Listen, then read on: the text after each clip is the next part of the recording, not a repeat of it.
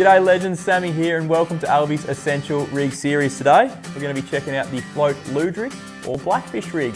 Now for those guys who haven't chased Luderick before, it might look like there's a fair bit going on here, it might look a little bit daunting, but trust me, once you get your head around it, it's very simple and an absolute ton of fun. Let's check it out. Now usually I like to start at the hook end of my rig, but this time we're going to do it in reverse because there's a little bit to consider in the mainline department before you get down the business end. Now you'll notice I've got some pretty thick looking braid there. That's 20-pound braid. And we use that because it floats really nice and high on the water.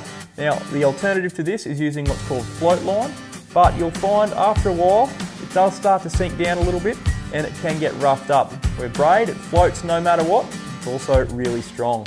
Now on my braid I've got an adjustable float stopper and that allows me to continually change the depth I'm fishing depending on where the fish are biting.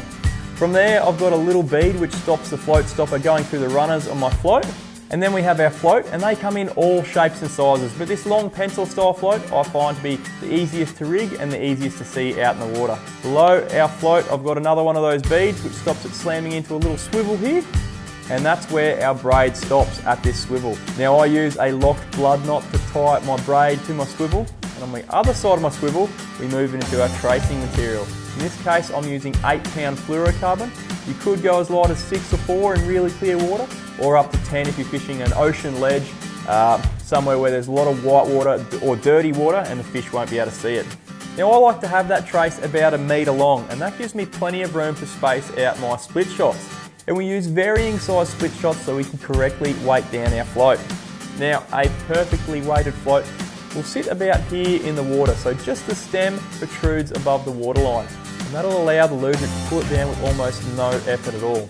If you don't use enough weight, the waterline will be about here. It'll actually take quite a bit of force to pull that below the surface.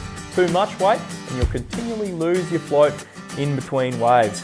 So it does take a little bit of time to get it right, but once you get it, beautiful. Now from our last split shot, I like to have about 10-15 centimetres down to a loop knot and our hook. Now the hooks are pretty specialised. This is a size 8 sneck. You can use larger, you can use smaller, but I find the size 8 work really well. And that loop knot allows your bait, in most cases green or cabbage weed, to act really naturally while it's drifting along. Now in terms of reels, I like to use one of these. It's called a centre pin. They're actually specifically designed for Luderick fishing. They move freely backwards and forwards, and they're the perfect reel for all the micro adjustments you have to make to your line as your float drifts along the bank or along the rock wall. They're really handy bits of kit. Guys, there's a basic float Luderick rig. Once you get the hang of it, you can customise it to perfectly suit your local area. Hope you get out there, give it a crack and get stuck into a few. Cheers guys, have a good one.